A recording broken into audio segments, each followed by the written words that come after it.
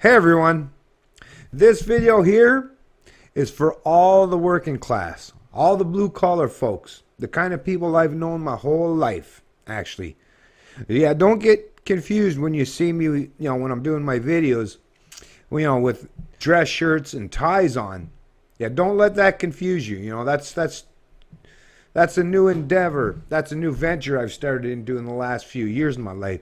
But yeah, recognize the fact that I come from predominantly the blue collar class. I've never been in the 1% or the 0.01%. I've been out there on the ground my whole life. I am one of those guys that built this country. And I mean, not metaphorically, physically, helped build this country. When you talk about those roads out there, especially people when you're talking about government, who will build the roads? Well, let me just tell you, I was one of those people out there building those roads, right? Physically, not metaphorically, doing the hard work. Working around 300 plus degree asphalt, day in, day out, sometimes 15, 16 hours a day. Yeah, I was there. All that stuff that you can lay your eyes upon in your home, that you bought at a store, yeah, it got there ultimately by a truck. A truck delivered that.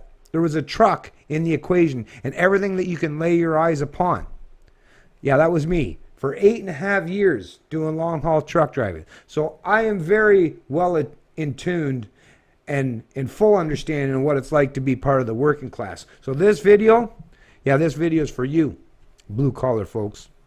And this is in reference to a National Post article. And the headline is "The Story of NAFTA as Told from a Canadian Auto Plant in Mexico Where Workers Earn $6 an Hour." So when they're talking about $6 an hour, obviously they get paid in pesos. But you're talking about adjusted for the market value currency of the Canadian dollar. So basically, think about it. For you to be competitive in any way, shape, or form to compete with a Mexican worker, you would have to be willing in Canada, if you live in Canada, right? And the kind of inflation that we've had to suffer tremendously for decades now, where prices of everything has become so much higher than where they really should be if natural market forces played any true effect. But you would literally have to work for something along the lines of $6 an hour to create any semblance of a level playing field, right? To bring those jobs back. So, yeah, it's probably a pipe dream to think, just as this article would suggest, that these jobs are ever come back to Canada. But that's no fault of your own.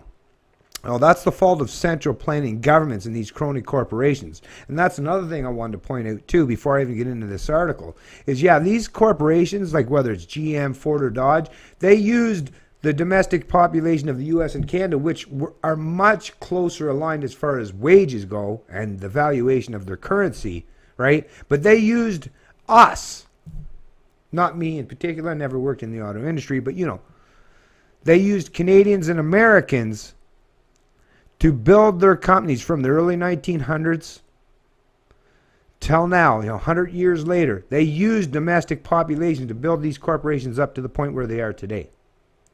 Once they got to that point, they used government as a means to find other ways, right? So I guess it probably was that the true cause and effect is probably a lot of these corporations weren't necessarily lobbying government initially to suppress the wages of their employees. But because of all of the gigantic bureaucracy that is forced upon these corporations by these central plan and control freaks and sociopaths, these inept fucking parasites, well, like I say, that forced these corporations, if they wanted to remain competitive, to start to look elsewhere, to outsource their jobs, right? So that they could find cheaper labor, just like a lot of the electronics we buy. The electronics, these phones, these smartphones that we buy, they would be dramatically more expensive, and you'd be pissed off at government for the fact that you can't afford them if it wasn't for the fact that inflation and government intervention and crony capitalism has constantly made it more and more difficult to keep wages in proper alignment with the prices of all the products and services that we consume. This is something that we always have to understand. The free market is not perfect by any means, not by any stretch of the imagination. But it's much easier to reverse course or change course in a free market type of setting. with government bureaucracy and a gigantic class of citizens that rely on that bureaucracy, it becomes almost impossible to affect real change in the economy that would smooth things out more seamlessly. Anyways, let me get into the article, and I'll touch down on many different points throughout this article, but let's read on. Industry insists profit margins are tight and big salary hikes would just steer jobs towards Asia or to machines. Some insist these jobs simply won't ever return to Canada, and I believe they may very well be right in that aspect, in that regard. Probably not going to happen. Probably a pipe dream at this stage, right? So it's a matter of just accepting that reality and moving on and finding another way to help better yourself and protect yourself from this kind of bullshit, this kind of central planning. Trying to turn back the hands of time, that's not going to happen. And this kind of protectionism that we're seeing put forth, presented by even someone like Trump, it sounds good in theory, but once it all comes to fruition on the ground, when the reality plays out, you'll see that, in this modern era, too many things have been changed to basically try to go back to things that happened properly in the old eras or in times before, in times past. We have to reinvent. We have to reevaluate how we go forward. That's where you got to rely on the free market of ideas and the ingenuity of capitalists and entrepreneurs to come up with better ideas, better concepts, or better ways and methods to create proper economic prosperity, right? And it doesn't mean placing your faith in the hands of central planners. It means that you have to be actively involved in doing the right things yourself. You, your family members, you just have to start expanding this stuff about doing the things properly, thinking critically, being more individualistic, being more entrepreneurial, being more self-reliant, right? Everything that's required that, think about it. If you want to shrink government, think about all the things that you are required personally to make that actually come to fruition. And expand that out on the societal scale. And recognize the fact that that's the only way it's ever going to happen peacefully and properly. Anything outside of that purview, anything outside of that scope is just going to be a matter of, using the big giant gun in the room against each other, which is, as we've seen, there's been small steps forward, but then it's usually a couple steps back. So it's not really advancing humanity or psychology, philosophy, or economic prosperity properly. It's always about putting a Band-Aid over the mistakes of the past. It's about time we stop and and perform the proper surgery, but do it in a manner so that you're thinking, not just one step ahead, but multiple steps ahead. It's all about long-term goals and critical thinking for the long run. San Juan del Rio, Mexico. Looming above a Canadian auto parts plant, keeping watch over workers, is a painting of the Virgin Mary. This same plant plans a celebration of its latest expansion with a party featuring a mariachi band. It's far from Windsor. It's close to Mexico City. The story of the EXO's factory is the story of NAFTA manufacturing booming in Mexico while surviving in the north. Supply chains that are internationally interconnected and extra efficient, and a Mexican workforce seeing the most modest gains and longing for more.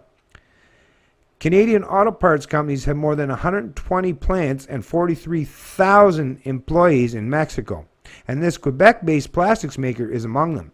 It has grown a bit in Canada, but exploded here when it opens a new warehouse on its property. Its Mexican workforce will nearly have tripled to 300. While workers hammer and weld together the new warehouse frame, the plant manager explains why Mexico was a must. His company's customers, GM, Cadillac, Fiat, and Chrysler, are here and need plastic products. They opened plants here because of Mexico's low costs, government incentives, and free trade agreements with 47 countries allowing tariff-free shipment throughout Latin America. For us, it was a no-brainer, Francois Ouellette said. When our customers open a new plant, they want us to be close to them. If not, we would have to put at risk our actual business we have in Canada and the United States. We would have a problem in keeping our business without Mexico. Anyways, before I read any more of this, I want to point out once again. So in addition to the fact that, like I say, when these corporations that have used government power, right? Because if they had to do all the expenditures and the costs involved of doing all that work, right, to offshore all of their jobs without any kind of, what if, like I say, what if they had to operate on an actual competing currency scale where they couldn't just use government fiat currencies as a means to an end, right? Where they devalue and debase. I mean, we see this constantly in our economy where they're even talking about the central bank, where it's all about, as long as the Canadian dollar is low, it's better for exporters, right? So it's always about the government and corporations working together to benefit the upper echelons of those in the government or in these crony corporations. So not one of these businesses, not one of these corporations, well, first of all, they would have never gained the kind of success that they've achieved if it wasn't for the fact that they first appeased and appealed to the domestic markets that allowed them to flourish and become such giant monoliths in their domestic populations, right? So they wouldn't have had that then if it wasn't for the fact, like I say, without the help of the central planners and the government fucks and government lobbying to use legislation to squeeze out competition and allow them to dominate a particular sector of the economy, and then in addition to that, their ability to outsource and offshore these jobs to these foreign countries that, like I say, they pay their people at much reduced salaries. Now, these people in Mexico or these people in China got paid whether they were in the yuan or the peso, but if their pay was even closely aligned with what the domestic population of Canada and the U.S., what we were paid, well, then we would have no problem with fair or free trade, right, with these countries. Of course, who would? Because it'd be just a matter of natural competition. But it's not a natural competition when you can pay your employee because of the exchange rate of their currency between the peso and the Canadian dollar. When you can pay a Mexican employee down at these plants doing the same job $6 an hour, well, they can live. That's another thing too. They can live off $6 an hour, whatever that equals out to in pesos, in the Mexican economy, because the prices is reflective of a much reduced currency valuation in that particular country. So the peso is greatly reduced as far as the purchasing power if you come to Canada, but in Mexico, $6 an hour is probably fairly prosperous. It's much more prosperous than it would be in Canada because the prices of everything else that we buy and consume and the services that we use in our particular country is reflective based on our particular domestic currency. So in like I say, in Mexico, $6 an hour sounds shit for you as a Canadian or you as an American. Worse for Canadian than it is for American because of the currency valuation. But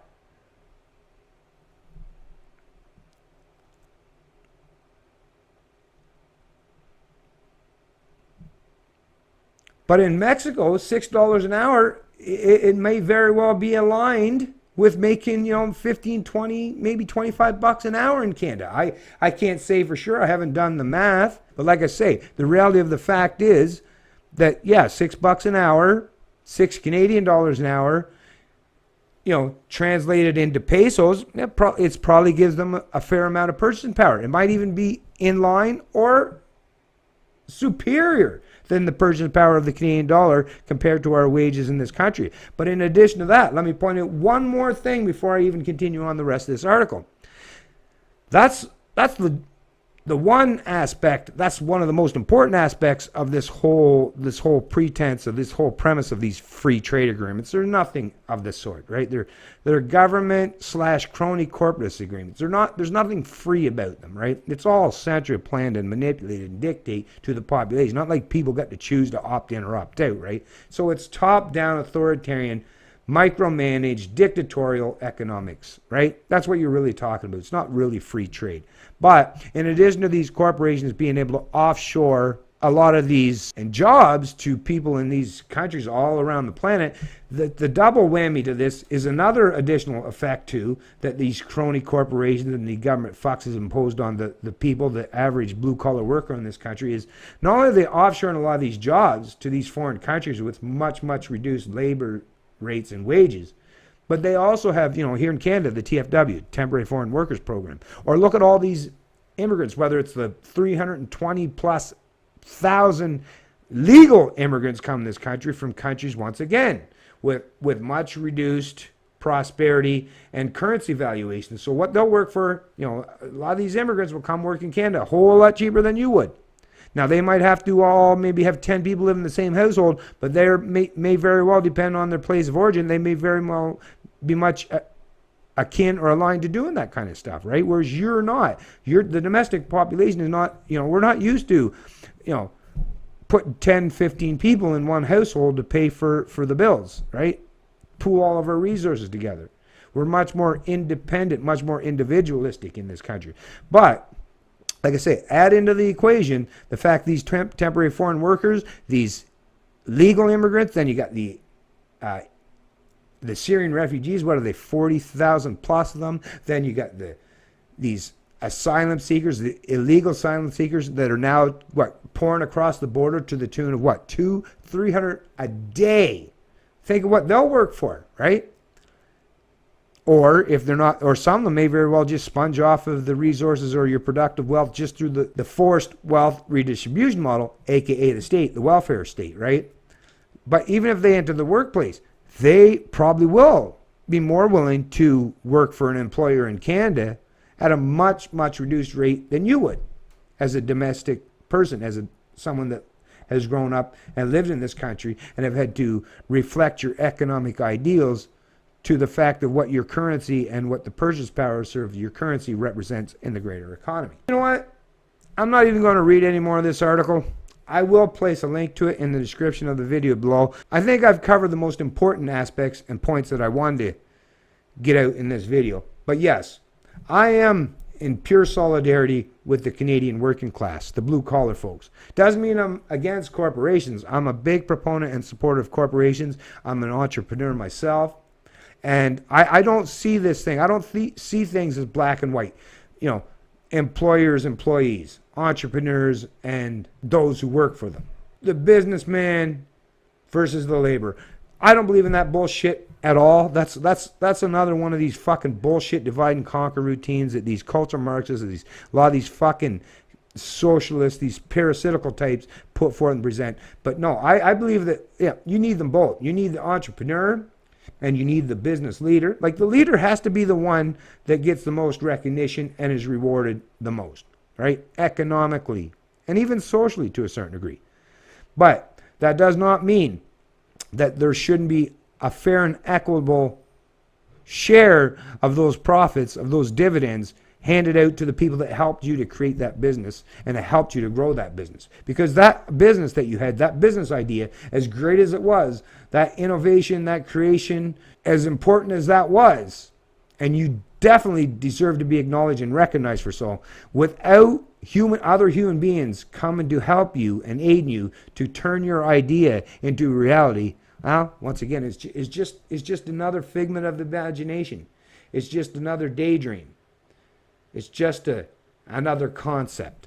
So we always have to recognize that the proper relationship should be keep government, keep central planners, keep parasites at bay, and keep them as far removed from your business sense, from your business equation as humanly possible. And make sure that you as the employer take care and respect your employees or your investors, right? That's another thing. Take care of the people that have truly helped you. Not the ones that have sucked off the blood of everything that you have created, of all your ingenuity, of all your innovation. Fuck the parasites. It's time to start coming back together, employers and employees, business leaders and the working class. It's time for you to put your petty differences aside and acknowledge the fact that you need each other. Until robots have taken over everybody's jobs, we need each other. And it's vitally important that we start showing solidarity and respect for each other. It's Canadian Libertarian, and I love liberty.